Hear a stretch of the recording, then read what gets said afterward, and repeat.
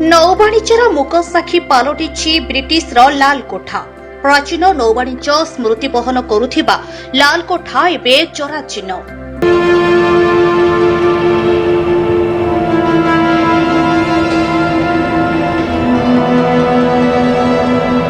लाल कोठार भग्नावशेष भितरे एबे भी स्मृति होई रही जाइछि अंचलर अधिवासींक लहु लुहर समाहार।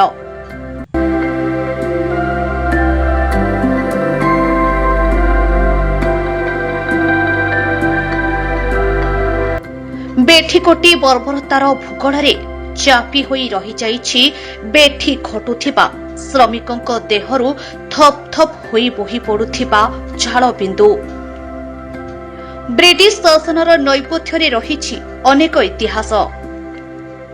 अवशिष्टांश भग्नावशेष लाल कोठा छातीरे साइता होई रही जाइछि अतीतर स्मृति। हाँ दर्शक बंधु, दिन थिला केन्द्रापड़ा जिला महाकालपड़ा ब्लॉकर नदी नाल जंगल घेरा गोबरी नदीर सुउच्च बालिस्तूप जंबुठारे ईस्ट इंडिया कंपानी उपनिवेश स्थापन करथिले। से समय ओडिशा रे खाद्याभाव देखा देइथिला। ओडिशारो मूल्यवान संपत्ति हातेइबाकू लक्ष्य रखी खाद्य बदଳରେ लोकंकु लुटिबा आरंभ करथिले ब्रिटिशर माने। खाद्य बदଳରେ लोकंकु कोठी तैयारी करबा पई बेठी खटाउथिले। विदेशरू खाद्य शस्य आमदानी करी एही दुई तळ कोठरी रे गच्छित रखा जाउथिला। से समय सड़क पथरे गमनागमनर सुविधा नथिबारु चल पथरे ओडिशार कोण अनुकोणकू पन्य द्रव्य कारोबार करुथिले। एबे एही लाल कोठाटी भूत कोठीरे परिणत होईछि।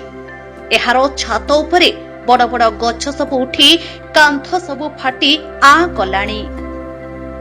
2014-15 मसीहारे राज्य संस्कृति विभाग पक्षरु नाबार्ड सहायतारे लाल कोठार पुनः उद्धार कराशिबा पई व्यवस्था करा जायथिला, किंतु एहा असुरक्षित थिबारु कार्य बंद करी विभाग छाड़ी चली जायथिला।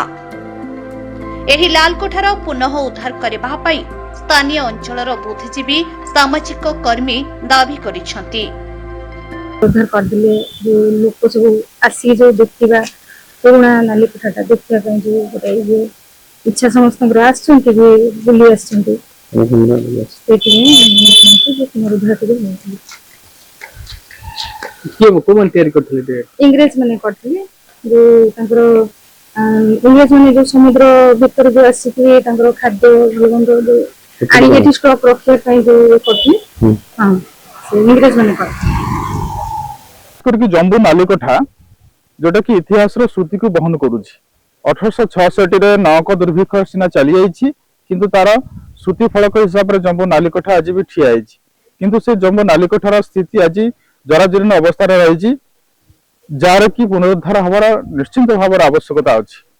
कहीं ना इतिहास गोटे साक्षी हिसाब रे आमे परवर्ती पीढ़ी को मध्य यही श्रुति देखै परिबा जदि आम नाली कोठा एठी जदि ठिया ही रही परिबो।